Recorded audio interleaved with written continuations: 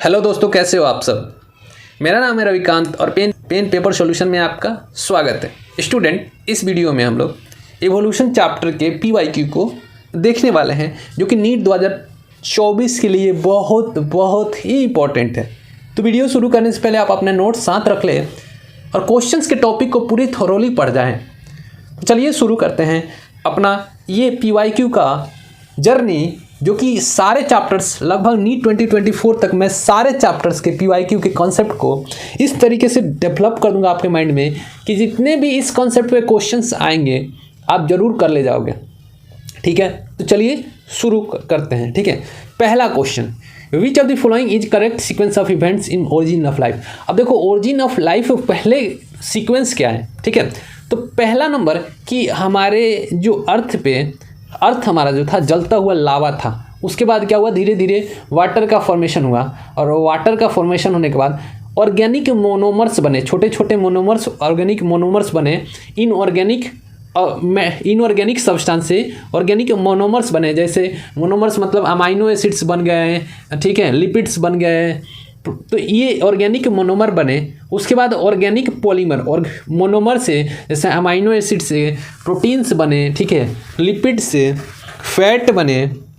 ठीक है, उसके बाद प्रोटोबायंट्स बने। प्रोटोबायंट्स होते हैं जो पार्ट्स होते हैं, पार्ट्स ऑफ सेल होते हैं। ठीक है, तो प्रोटोबायंट्स बने और उसके बाद formation of DNA based genetic system बना। ठीक है, पहला ये था। ठीक है, ऑर्गेनिक मोनोमर बने। दूसरा सिंथेसिस ऑफ ऑर्गेनिक पॉलीमर बने, जैसे कि प्रोटीन्स बने। उसके बाद फॉर्मेशन ऑफ प्रोटोबायंट्स हुआ, थर्ड नंबर ये हुआ।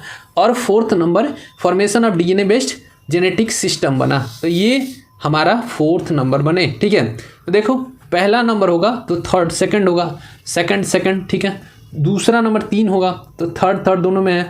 और देखो फर्स्ट नंबर थर्ड नंबर पे आएगा, तो यहाँ पर देखो फर्स्ट आंसर चला जाएगा C।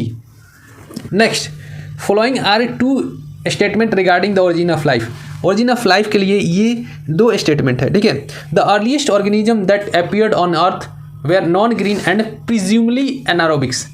अब ये स्टेटमेंट करेक्ट है। जो अर्लीस्ट ऑर्गेनिज्म थे वो अर्थ पे जो थे वो नॉन ग्रीन थे और वो प्रिज्यूमली एनारोब्स थे। करेक्ट है। द फर्स्ट ऑटोट्रॉपिक ऑर्गेनिज्म, जो फर्स्ट ऑटोट्रॉपिक ऑर्गेनिज्म जो थे वेयर द कीमोऑटोट्रॉप, स्टेटमेंट 100% करेक्ट है। जो फर्स्ट ऑटोट्रॉपिक ऑर्गेनिज्म थे वो कीमोऑटोट्रॉप थे, जो कि ऑक्सीजन रिलीज नहीं किए कभी भी। तो both statement A and B are correct, answer चला जाएगा A।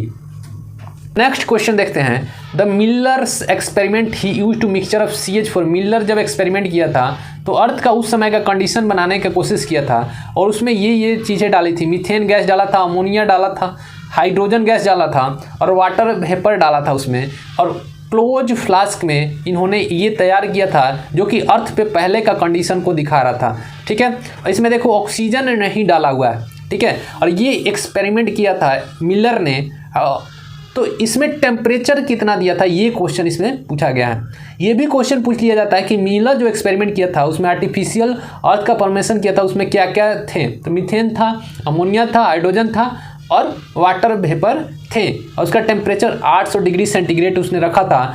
तो कुछ 15-20 दिन बाद और छोटे छोटे अपने मोनोमर्स निकल के आ रहे थे, मोनोमर्स बन रहे थे। ऑर्गेनिक मोनोमर्स का फॉर्मेशन होना शुरू हुआ, बाद में पॉलीमर्स भी देखने को मिले। तो ये 1800 सेंटीग्रेड टेम्परेचर रखा था उस फ्लास्क का। Next, Stanley Miller had put the Oparin हेल्डन theory. अब देखो पहला ही क्वेश्चन बन जाता है इस क्वेश्चन से पहला क्वेश्चन है। स्टेनले मिलर जो था वो ओपेरिन हेल्डन के थ्योरी को उसने क्या किया, प्रूफ करने की कोशिश की थी इन 1953 बाय क्रिएटिंग द लेबोरेटरी। और उन्होंने 1953 में स्टेनले मिलर ने ये एक्सपेरिमेंट 1953 में किया था। The probable condition of the primitive earth की प्रोबेबल कंडीशन तैयार किया था 1853 में अपने लेबोरेटरी में, और जो कि ओपेरिन हेल्डन के थ्योरी को प्रूफ करना था इसको। तो in the experiments simple amino acid was synthesised from which of the following mixture as observed after 18 days. 18 दिन बाद उसके इस एक्सपेरिमेंट से छोटे छोटे अमाइनो एसिड्स का, सिंपल अमाइनो एसिड सिंथेसाइज हो गए थे। जब उसने कंडीशन 18 दिन तक 800 डिग्री सेंटीग्रेड पे मीथेन, अमोनिया और हाइड्रोजन गैस, वाटर वेपर को मिक्स किया था, तो 18 दिन बाद सिंपल अमाइनो एसिड दिखने को मिला था। तो कौन कौन गैस उसमें मिक्स किया था? H2O2, देखो O2 नहीं था, CH4 मीथेन था, साइनाइड नहीं था, ठीक है, O2 भी नहीं था। इसमें देखो H2NH2 CH4, hydrogen, ammonia, methane और वाटर वेपर, ये तीनों थे, आंसर चला जाएगा C। Next, in species the weight of newborn ranging from 2 to 5 kg, 97% of newborn with average weight between the 3 to 3.5 kg survive, where 95% of infants born with weight from 2.25 or 4.5 to 5 kg die. Which of type of selection process is taking place? अब देखो इसमें बोला है कि 97% जो newborn infants हैं with average weight वाले, जो कि 3 से 3.5 kg वाले एवरेज वेट वाले हैं, वो सर्वाइव कर जा रहे हैं, जबकि 99% इतना वाले मर जा रहे हैं। तो एवरेज वेट जब बोले, जहाँ भी एवरेज वाली सर्वाइवल की बात कर रहा हो उसमें स्टेबलाइजिंग सिलेक्शन होता है, तो आंसर जाएगा C. Diagram represent which kind of natural selection. अब देखो इसमें कौन सा नेचुरल सिलेक्शन का शो कर रहा है, ठीक है। देखो यहाँ पे ये अपना क्या है, number of individual with phenotype, ठीक है, और ये अपना टाइम दिया हुआ है। तो देखो ये जो जब दो के बीच में ऐसे बने ग्राफ, तो समझ लेना ये डिसरप्टिव है। क्या है? डिसरप्टिव, ठीक है। Next question, Darwin finches show variety of beaks suited for eating large seed, flying insect and cactus seeds. अब देखो डार्विन फिंचेस जो थे एडेप्टिव रेडिएशन शो कर रहे थे। देखो डार्विन फिंचेस का जो ओरिजिन था कहीं पे हुआ, ठीक है, अमेरिका में हुआ, और रेडिएट कर गए ये, यहाँ पे डार्विन फिंचेस है, ये रेडिएट करके चारों तरफ फैल गए, ठीक है, ये थे डार्विन फिंचेस। अब फैल गए तो यहाँ जहाँ गए वहाँ ये लोग को कंडीशन वैसा नहीं मिला जहाँ पे जैसा यहाँ था। अब जहाँ गए कहीं पे ये लोग को इंसेक्ट मिलने लगा, कहीं पे सीड मिलने लगा। अब जैसे इनको खाना मिला उसी के अनुसार इनका सीड का, इनका जो बीक्स था, चोंच था, उनका मॉडिफिकेशन हो गया। Next, ancestral seed eating stock of Darwin finches radiated out from South America से रेडिएट हुआ mainland to different geographical area of the Galapagos island. तो देखो साउथ अमेरिका से, ये मान लो यहाँ पे साउथ अमेरिका है, तो रेडिएट कर गए ये डिफरेंट जगहों पे गैलापागोस आइलैंड पे, ठीक है। तो ये क्या कर रहा है, where they found competitor free new habitat. अब देखो ये रेडिएट क्यों कर गए, ये जगह पे रेडिएट कर गए थे ताकि वहाँ पे कंपटीटर ना मिले। यहाँ पर जब ये थे डार्विन फिंचेस, तो ढेर सारे डार्विन फिंचेस यहाँ पे थे। अब डार्विन फिंचेस यहाँ पे होने के कारण यहाँ पे कंपटीशन बहुत ज़्यादा था, खाने पीने को बहुत कम मिल रहा था, ये हर जगह रेडिएट कर गए। तो असर्शन भी ट्रू है, रीजन भी ट्रू है, और यहाँ पर ये एक करेक्ट एक्सप्लेनेशन भी कर रहा है असर्शन का, तो आंसर होगा ए, ठीक है। Next question,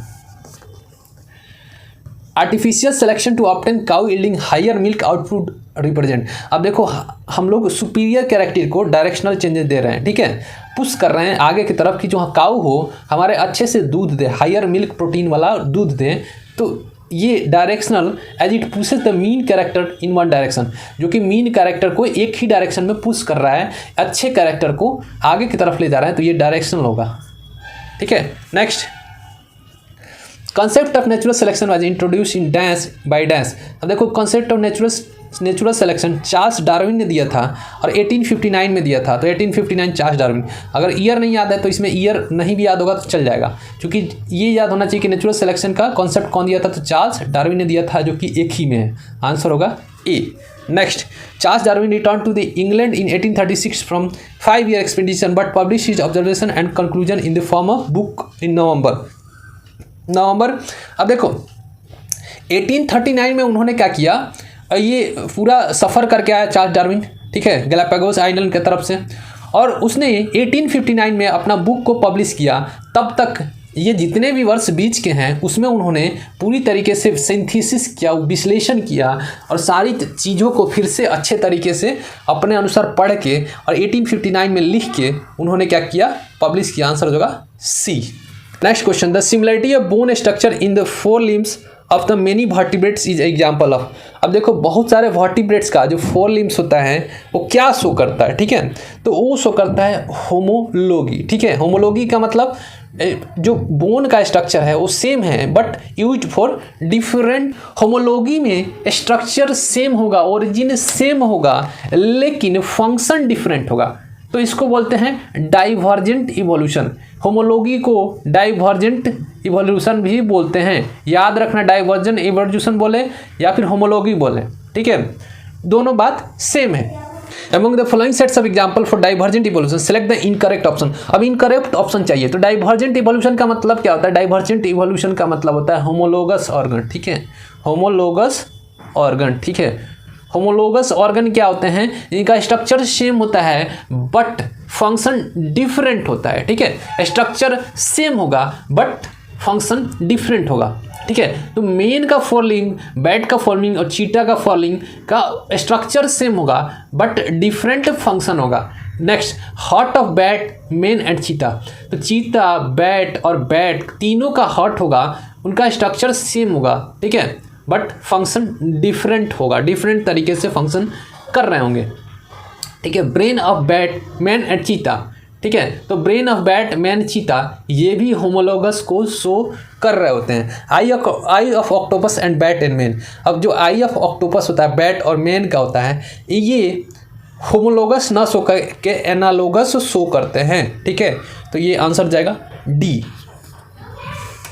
next, documented microfossils have been found that are old age. तो डॉक्यूमेंटेड माइक्रोफोसिस का मतलब ये पूछना चाह रहा है कि first non living form of life, first non living form of life. अब first non living form of life कब आया था? तो 3.5 बिलियन ईयर एगो या फिर 3 बिलियन ईयर एगो भी लिखा हुआ है बुक में, आंसर जाएगा बी, ठीक है। Next, analogous organs are a result of divergent evolution. तो देखो, एनालोगस ऑर्गन तब बनते हैं जब कन्वर्जेंट इवोल्यूशन होता है, तो डाइवर्जेंट इवोल्यूशन नहीं होगा, स्टेटमेंट इनकरेक्ट हो गया। Eye of octopus and of mammals depict divergent evolution. तो आई ऑफ ऑक्टोपस और मैमल्स जो हैं वो कन्वर्जेंट इवोल्यूशन को शो करते हैं, तो ये भी स्टेटमेंट करेक्ट इनकरेक्ट हो गया, आंसर जाएगा D. Both assertion and reasons are false. Next question, the wings of birds and the wings of insects are. अब देखो, जो विंग्स ऑफ बर्ड्स होते हैं और विंग्स ऑफ इंसेक्ट होते हैं, इनका ओरिजिन डिफरेंट होता है, ठीक है, बर्ड्स और इंसेक्ट का, लेकिन दोनों उड़ने का काम करते हैं। तो दोनों जब उड़ने का काम करते हैं तो दोनों का काम सेम है, यानी कि कन्वर्जेंट इवोल्यूशन है और दोनों एनालोगस है, ठीक है। तो देखो, phylogenetic structure represent divergent evolution, गलत है। Homologous structure and represent convergent evolution, गलत है। होमोलोगस में डाइवर्जेंट इवोल्यूशन होता है, तो ये गलत है। Homologous structure and represent divergent evolution, गलत है।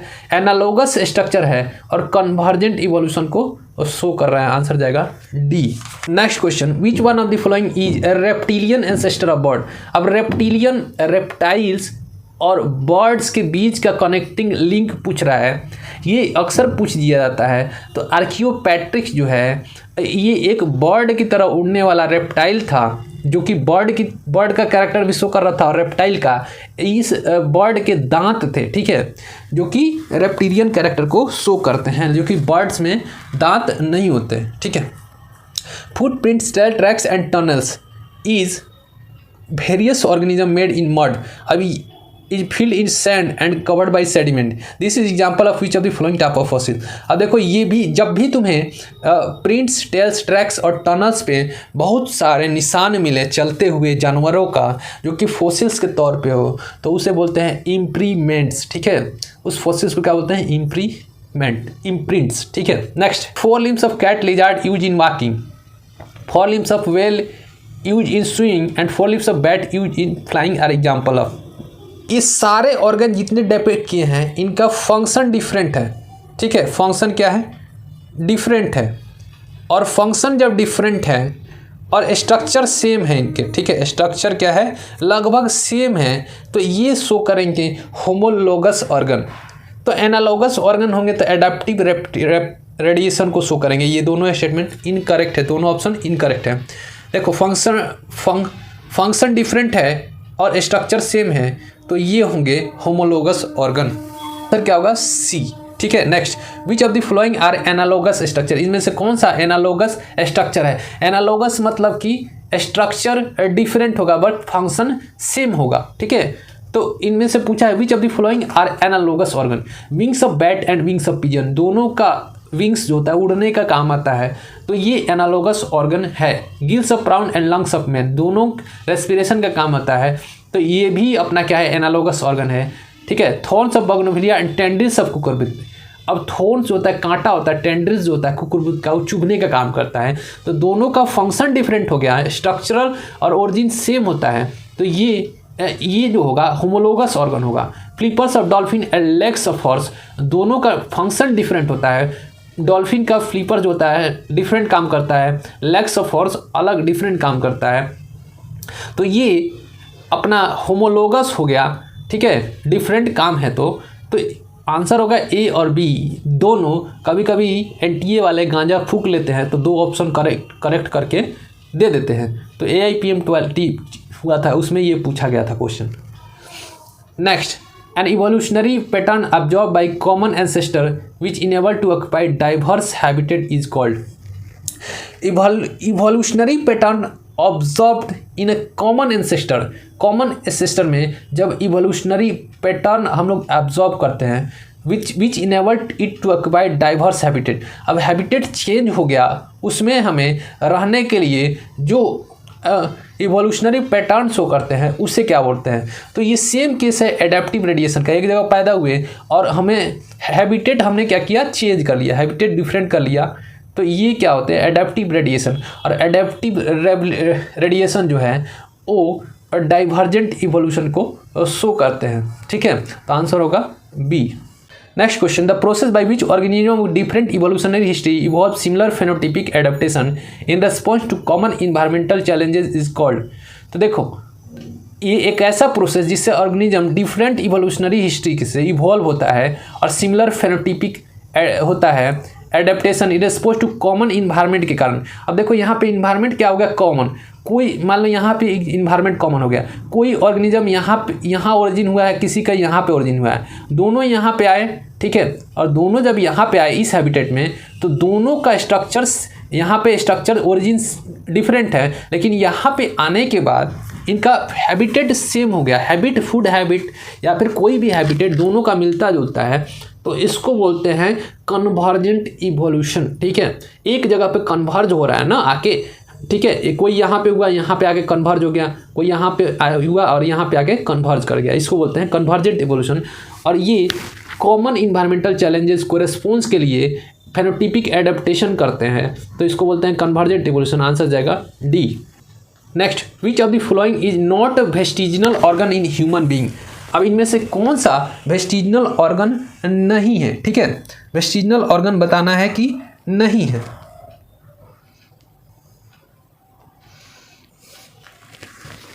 ठीक है, तो देखो, rudimentary ear muscles and third molar.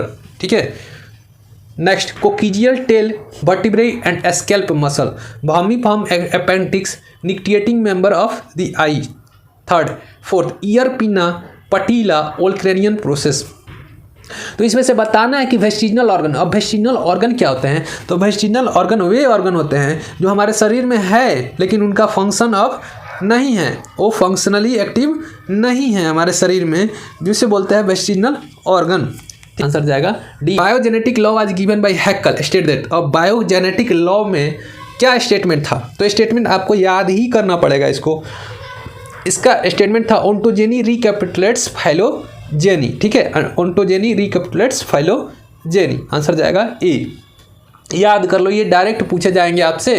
Next, according to Darwin, diversity in Australia marsupials is example of. जो ऑस्ट्रेलियन मार्सुपियल का एग्जाम्पल था वो किस चीज़ का एग्जाम्पल था, तो देखो, डार्विन के अनुसार जो गैलापागोस आइलैंड पे था वो डाइवर्जेंट एवोल्यूशन था। ठीक है, डाइवर्जेंट का मतलब रेडिएट कर गए थे, एक जगह पे ओरिजिन होके चारों तरफ फैल गए थे। लेकिन ऑस्ट्रेलियन मार्सुपियल्स क्या था, जगह जगह से ओरिजिनेट करके जाके एक जगह पे मिल गए थे। ठीक है, ऐसे जाके एक जगह पे मिल गए थे, जिसको बोलते हैं कन्वर्जेंट इवोल्यूशन। ठीक है, तो देखो कहाँ है convergent evolution, A. Next, a gene locus has two allele A and capital A and A. If the frequency of dominant allele A is 0.4, then what will be the frequency of homozygous dominant heterozygous and homozygous recessive individual in the population? अब देखो Hardy विंगसबर्ग principal से ये question बनेगा, ठीक है। तो Hardy विंगसबर्ग principal क्या कहता है, p square plus 2pq plus q square equal to 1 होगा। अब देखो p क्या है, तो p जो है ये वाला ए है, ठीक है। p जो है होमोजाइगस डोमिनेंट है, और q क्या है, तो क्यू स्क्वायर क्या है, तो होमोजाइगस रिसेसिव है, और ये pq क्या है, तो ये हेट्रोजाइगस है, ठीक है। तो देखो ये इसका कितना फ्रीक्वेंसी दिया हुआ है, ए का फ्रीक्वेंसी 0.4 है दिया हुआ है फ्रीक्वेंसी, केवल ए का फ्रीक्वेंसी दिया हुआ है, बाकी सारे का पूछ लिया है, ठीक है। तो चलिए इसको हम लोग निकालते हैं, ठीक है। तो पी स्क्वायर ए स्क्वायर का हो जाएगा, तो 0.4 इंटू, सबसे पहले एक और उसने दिया था p plus q equal to क्या होता है, 1 होता है। तो p plus q equal to 1 होता है, तो 0.4, ठीक है, प्लस क्यू इक्वल टू क्या हो जाएगा, 1 हो जाएगा। अब 0.4 में से q को माइनस करेंगे तो ये आ जाएगा 0.6, यानी कि q इक्वल टू कितना आएगा, 0.6 आ जाएगा, ठीक है। q कितना आएगा, p प्लस क्यू, उन्होंने दो इक्वेशन दिया था, p square plus 2pq plus q square 1 हो जाएगा, और p plus q equal to 1, ये दो हार्डी विंगसबर्ग का इक्वेशन था, ठीक है।